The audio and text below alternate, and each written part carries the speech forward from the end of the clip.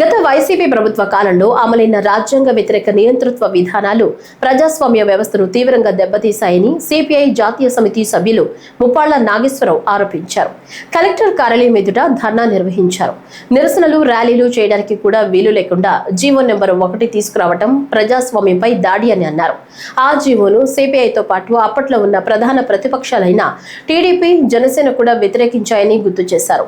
YCP హయాంలో 108, 107 జీవోల ద్వారా వైద్య కళాశాల యాజమాన్య కోటా సీట్ల అమ్మకానికి అనుకూలంగా విధానాలు తీసుకువచ్చారని, ఆ సమయంలో టీడీపీ, జనసేన, పవన్ కళ్యాణ్ తీవ్రంగా వ్యతిరేకించారని చెప్పారు. అయితే నేడు అధికారంలో ఉన్న కూటమి నేతలు ఎన్నికల ముందు చెప్పిన మాటలకు కట్టుబడి ఉంటారా అని ప్రశ్నించారు. ముఖ్యమంత్రి చంద్రబాబు నాయుడు, ఉప ముఖ్యమంత్రి పవన్ కళ్యాణ్, మంత్రి లోకేష్లు ఈ అంశాలపై స్పష్టమైన వైఖరి ప్రకటించాలని డిమాండ్ చేశారు. మన గుంటూరు కలెక్టర్ కార్యాలయాల ముందు పీపీపీ పేరుతో ప్రభుత్వ మెడికల్ కాలేజీలని ప్రైవేటీకరించడం ఈ రాష్ట్ర ప్రజలకి ద్రోహం చేయటం, భావి భారత డాక్టర్లకి, అందులో దళిత, గిరిజన, మైనారిటీ, ఆర్థికంగా బలహీన వర్గాలకు చెందిన విద్యార్థులకు వైద్య విద్యను దూరం చేయడంగా సిపిఐ పార్టీ భావిస్తుంది. గత ఎన్నికల ముందు జీవో నెంబర్ 107, 108ని రద్దు చేయాలని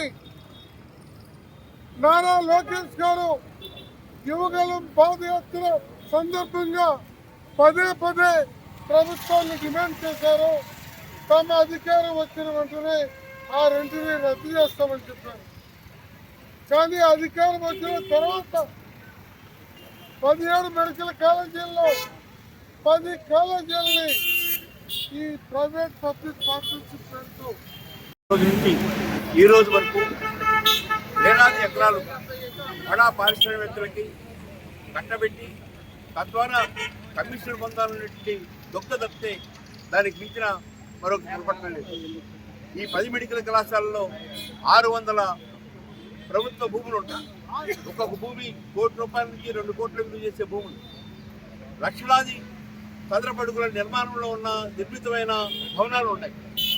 17 కళాశాలలకి అనుమతులు పొంది ఇవన్నీ కూడా ప్రభుత్వ మెడికల్ కళాశాలలు కానీ అనుమతులు పొందినవి. వీటన్నిటినీ బడా వైద్య సంస్థలకి, వైద్య వ్యాపారం చేసే వాళ్ళకి అందించి తద్వారా రాజకీయ లబ్ధి, ఆర్థిక లబ్ధి పొందాలని చూస్తున్నాడు తప్పితే అంతకు మించి మరొకటి కనపట్టలేదు.